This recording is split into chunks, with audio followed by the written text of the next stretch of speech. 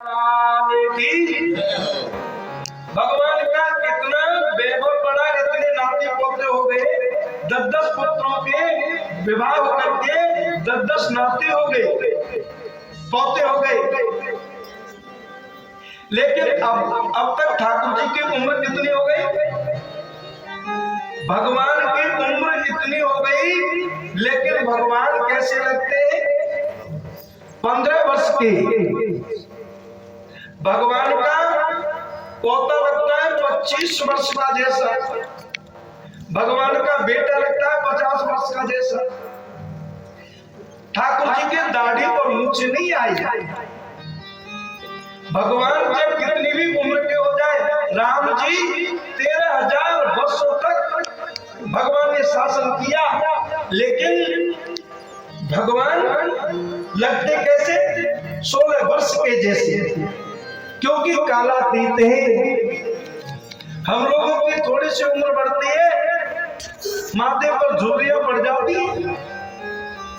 भगवान इतने प्रिय ऐसे लगते हैं, नाती पोतों के साथ में भगवान जब साथ निकलते हैं ना, तो पहचान में नहीं पड़ते। कभी कभी तो रुक्मणी को धोखा हो जाता है। कभी कभी जब उनके महलों में उनके पोते प्रवेश करते हैं ना, तो लगता है वो कृष्ण आ गए। भगवान कृष्ण ने द्वारका में 125 वर्ष तक शासन किया। 125 वर्ष के होकर के जगत को छोड़ा। भगवान राम ने 13,000 वर्ष की भागवत में लिखा है, और वाल्मीकि रामायण में 11,000 वर्ष तक शासन किया।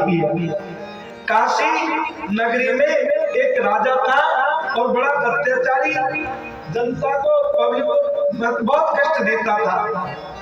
उसका नाम था पौंड्रक। भगवान ने इस पौंड्रक के अहंकार को भी दूर किया। इस पौंड्रक ने क्या किया कि नकली 2 भुजाएं लगा ली अपनी, और अपनी आरती करवाता था।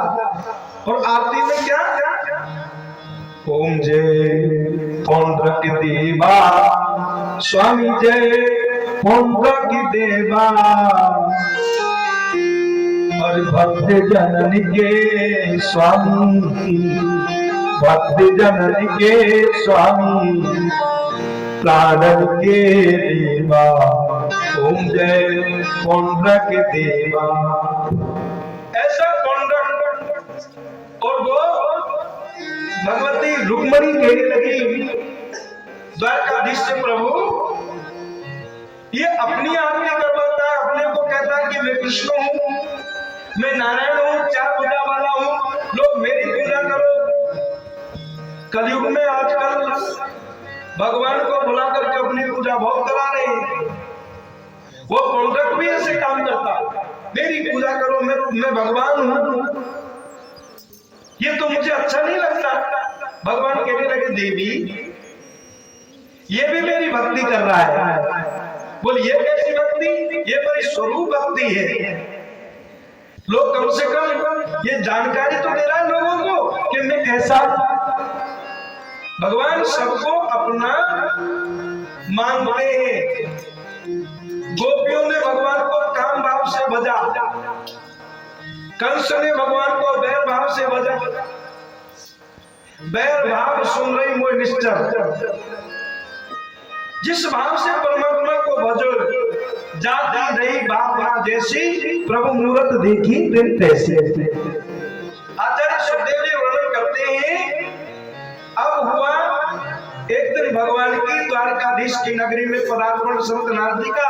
उन्होंने कहा, इस पौंड्रक का भी तो करो उद्धार। भगवान काशी में गए और पौंड्रक के साथ में युद्ध हुआ, और पौंड्रक का भगवान ने उद्धार कर दिया। बोले कृष्ण कन्हैया लाल की जय हो।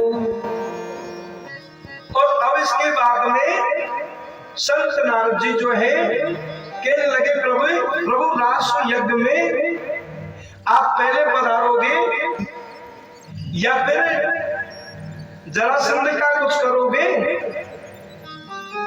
भगवान के रास यज्ञ में सर्वप्रथम पूजा की गई।